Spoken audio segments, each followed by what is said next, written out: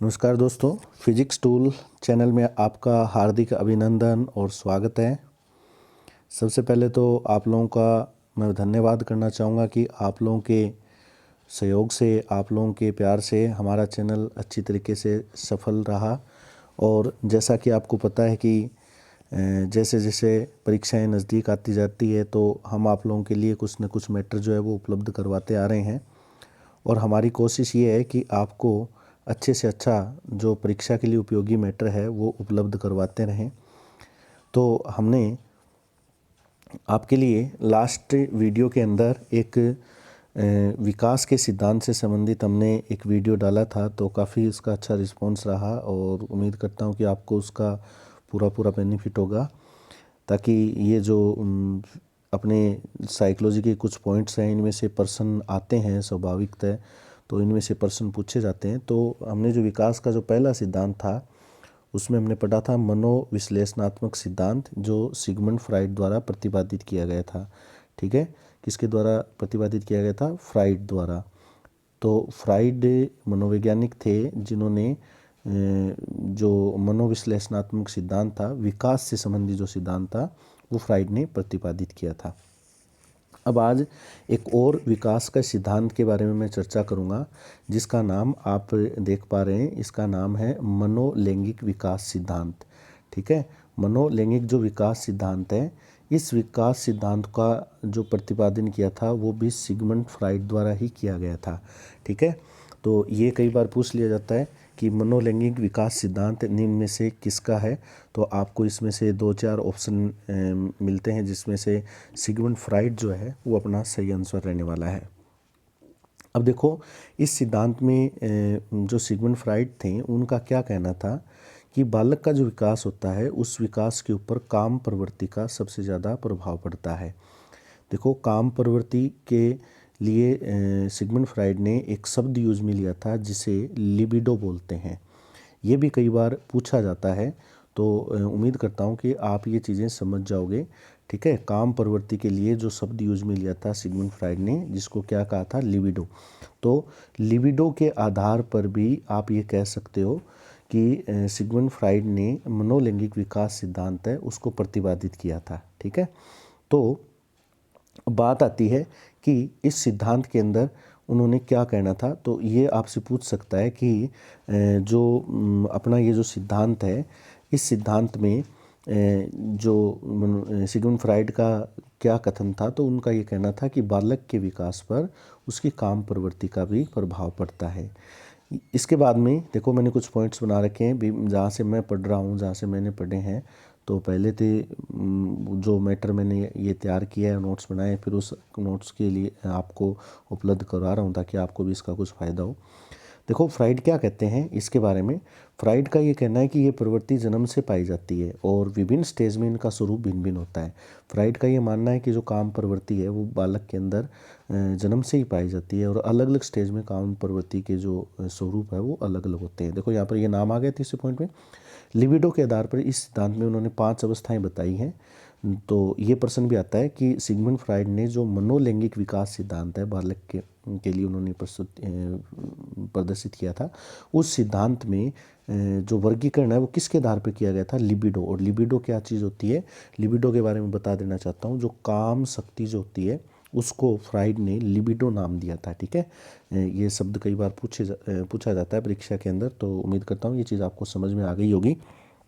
अब देखो, उनमें से 5 अवस्थाओं में सबसे पहली अवस्था कौन सी है? मुख्य अवस्था। ठीक है, ओरल स्टेज जिसे हम कहते हैं। और 0 से 1 वर्ष के लिए, यानी जो प्रथम वर्ष होता है बच्चे के जन्म का जो पहला साल जिसे हम कहते हैं, उस साल के लिए ये मुख्य अवस्था उन्होंने निर्धारित की थी। ठीक है, और इस अवस्था के अंदर सिगमंड फ्राइड का ये कहना था कि जब बच्चा 12 महीने या 1 वर्ष का होता है तो उस दौरान उसका जो कामुकता जो क्षेत्र होता है वो उसका मुख होता है। यानी काम वासना या काम प्रवृत्ति के आधार पर ये जो सिगमंड फ्राइड का जो सिद्धांत था, उस सिद्धांत की जो पहली स्टेज थी उसको उसने मुख्य अवस्था के आधार पर उन्होंने डिवाइड किया। और 1 वर्ष तक के बच्चे के लिए ये अवस्था थी जिसमें कामुकता का जो क्षेत्र होता है वो मुख कहा जाता है। तो ये भी प्रश्न बन सकते हैं।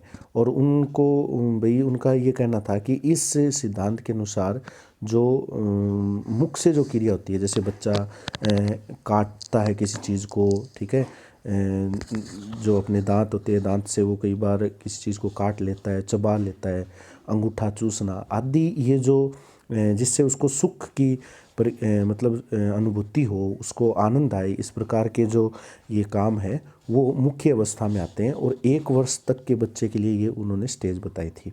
उसके बाद में जो दूसरी अवस्था है उसे गुद्दी अवस्था नाम दिया था, एनल स्टेज जिसे हम कहते हैं। ये जो दूसरी गुद्दी अवस्था है, इस गुद्दी अवस्था को, इसके लिए जो टाइम है उस समय का निर्धारण किया गया था 1 से 3 वर्ष के बच्चे के लिए, यानी 12 महीने के बाद जब बच्चा 3 वर्ष तक का होता है तो उसकी वो जो अवस्था होती है सिगमंड फ्राइड के अनुसार वो गुद्दी अवस्था के अंतर्गत आता है। इस अवस्था में जो काम प्रवृत्ति का जो क्षेत्र होता है वो गुद्दा क्षेत्र कहा जाता है। और गुद्दा क्षेत्र, इसमें जैसे एक उदाहरण कई बार पूछा जाता है, जैसे मलमूत्र त्यागने, उसको रोक कर रखने में उसको आनंद की अनुभूति होती है, ठीक है। तो इस प्रकार की जो अवस्था होती है वो गुद्दी अवस्था के अंतर्गत आता है, ठीक है। इसमें बालक जिद्दी, आक्रामक और धारणात्मक हो जाता है। मतलब ये हमने देखा है कि अमूमन जो 3 वर्ष के बच्चे होते हैं उनको समझ कम होती है और शेष अवस्था के अंतर्गत ये आते हैं, तो उन बच्चों के अंदर थोड़ी सी मतलब स्वयं होता है, खुद से ही वो प्रेम करते हैं और स्वार्थी प्रवृत्ति के भी होते हैं वो हल्के से। तो उनमें ये बच्चे जो जिद्दी हो जाते हैं, किसी चीज़ के लिए जिद कर लेते हैं और उनको गुस्सा भी आता है कई बार, जो कोई खिलौना उनको नहीं मिलता है तो वो आक्रामक भी हो जाते हैं, रोने लग जाते हैं, ठीक है। और धारणात्मक हो जाती है, यानी किसी चीज़ के प्रति उनकी एक धारणा बन जाती है कि ये अच्छी है, इसको मैं हासिल करूं, ये मेरे को चाहिए, मतलब जिद करने लगता है किसी हर चीज़ के लिए। और जब तक उसको चीज़ नहीं मिलती तब तक वो रोता रहता है, जिद करता रहता है। तो ये जो अवस्था होती है वो गुद्दी अवस्था होती है 1 से 3 वर्ष के आयु के दौरान। उसके बाद में तीसरी जो अवस्था होती है उसको लैंगिक अवस्था में उन्होंने डिवाइड किया है। तो पहली अवस्था कौन सी होगी दोस्तों? पहली अवस्था तो हो गई अपनी जिसको हमने नाम दिया है मुख्य अवस्था, दूसरी अवस्था होगी गुद्दी अवस्था और तीसरी अवस्था जो होगी लैंगिक अवस्था, ठीक है। लैंगिक अवस्था के बारे में बात करें तो ये 3 वर्ष से लेकर 6 वर्ष के जो बच्चे होते हैं उनमें ये लैंगिक अवस्था पाई जाती है, ठीक है। 3 वर्ष से 6 वर्ष के बच्चों के लिए लैंगिक अवस्था का हम बात करेंगे। अब देखो इस लैंगिक अवस्था में क्या होता है, इसमें काम शक्ति का जो केंद्र होता है वो जननांग होता है। जननांग ही काम शक्ति के केंद्र होते हैं। और अगर बच्चों की बात की जाए, बालक की बात की जाए, तो इसमें एक ये जो महत्वपूर्ण लाइन है ये बहुत इंपॉर्टेंट है कि जो लैंगिक अवस्था होती है वो 3 से 6 वर्ष के बच्चों के लिए सिगमंड फ्राइड ने बताई थी। और इस अवस्था में जो भी बच्चे, बालक जो भी होते हैं, लड़का हो या लड़की हो, वो विपरीत लिंग के प्रति ईर्ष्या करते हैं, ठीक है। विपरीत लिंग के प्रति यानी लड़का लड़की से और लड़की लड़के से ईर्ष्या प्रकट करती है, यानी उनको ईर्ष्या का भाव होता है विपरीत लिंग के प्रति। ये बहुत महत्वपूर्ण चीज़ है। तो ये कई बार पूछ लिया जाता है कि विपरीत लिंग के प्रति ईर्ष्या का भाव निम्न में से किस अवस्था में होता है, तो वो लैंगिक अवस्था होती है 3 से 6 वर्ष के बच्चों के लिए। अब इस अवस्था की बात करें तो जो बालक होते हैं उनमें एक ग्रंथि विकसित होती है। जैसे आप देख पा रहे हो, एक तरफ मैंने बालक और एक बालिकाओं के लिए लिखा है। तो ओडिस्पस जो ग्रंथि होती है, ठीक है, बच्चों में तो जो लड़के होते हैं उनमें ओडिस्पस ग्रंथि का विकास होता है, जिससे वो माँ से, अपनी माँ से प्रेम करने लगते हैं। और जो बालिकाएं होती हैं उनमें इलेक्ट्रा ग्रंथि का विकास होता है, जो कि पिता के प्रति उनका प्रेम जो है वो बढ़ने लगता है। तो ये जो अवस्था होती है इसे लैंगिक अवस्था हम कहेंगे 3 से 6 वर्ष के बच्चों के लिए। उसके बाद में ये जो तीसरी की जो कंडीशन है, उसके बाद में जो चौथी कंडीशन है, क्षमा करना, चौथी कंडीशन के अंदर आप क्या देख पा रहे हो, ये जो महत्वपूर्ण ये भी है जिसको प्रसूति अवस्था, ये नाम महत्वपूर्ण है, या अदृश्य अवस्था कहते हैं, ठीक है। अदृश्य अवस्था या प्रसूति अवस्था कहा जाता है। और इसमें अदृश्य अवस्था इसलिए नाम दिया गया है कि सिगमंड फ्राइड का ये कहना है कि जब बच्चा 6 वर्ष से 12 वर्ष तक की आयु का होता है, तो उस दौरान 6 से 12 वर्ष तक की आयु का जब बच्चा होता है तो उस दौरान उसकी जो काम प्रवृत्ति है वो एक प्रकार से गायब हो जाती है, ठीक है। ये इसलिए इसको अदृश्य अवस्था कहा जाता है, ठीक है। शरीर के किसी भी भाग में वो काम प्रवृत्ति नहीं रहती। और इस अवस्था में बच्चा समलैंगिक के साथ खेलना पसंद करता है, यानी लड़का लड़के के साथ और लड़की लड़की के साथ खेलना पसंद करती है। यानी समलैंगिक जो मोह जिसे हम कहते हैं, लड़का लड़के से और लड़की लड़के से खेलना पसंद करते हैं। तो इस प्रकार की जो अवस्था होती है वो गुदी अदृश्य अवस्था के अंतर्गत सिगमंड फ्राइड ने रखा है। इस अवस्था में काम प्रवृत्ति जो है वो अदृश्य हो जाती है। उसके बाद में जो पांचवी अवस्था जो सिगमंड फ्राइड ने मनोलैंगिक विकास सिद्धांत में जो विभाजित की है वो है जननेंद्रिय अवस्था। ये जननेंद्रिय अवस्था जो है वो 13वें वर्ष के बाद बच्चे के अंदर स्टार्ट हो जाती है। यानी जब बच्चा 12 वर्ष के बाद कह दो या 12 से 13 वर्ष के बाद में ये जो अवस्था है वो स्टार्ट हो जाती है। और इसमें काम शक्ति का जो केंद्र होता है वो जननेंद्रिय होती है और इसका जो उपयोग है वो संतान उत्पत्ति में होता है। और ये तो मतलब अपने को पता ही है। और विपरीत लिंग के प्रति इसमें प्रेम भाव जो है वो उत्पन्न होने लग जाता है। ठीक है, तो इस प्रकार के ये मतलब ये जो पॉइंट्स हैं ये आप इस चीज़ को समझ सकते हो अच्छी तरीके से। तो इस प्रकार विकास के संबंध में मतलब सिगमंड फ्राइड ने ये जो है विभाजन किया था इनको क्रम से, कि मुख्य अवस्था भी इसमें प्रभावित होती है, गुदीय भी होती है, उसके बाद में लैंगिक अवस्था, फिर अदृश्य अवस्था और फिर जननेंद्रिय अवस्था। इस प्रकार सिगमंड फ्राइड का ये कहना था कि एक बच्चे के अंदर जब विकास होता है तो इस प्रकार की वो विभिन्न स्टेज से गुजरता है और प्रत्येक स्टेज में उसकी एक काम प्रवृत्ति कह दो, काम इच्छा कह दो, वो अलग अलग प्रकार की स्टेज में अलग अलग प्रकार की होती हैं जिनको इसने विभाजित करके बताया है।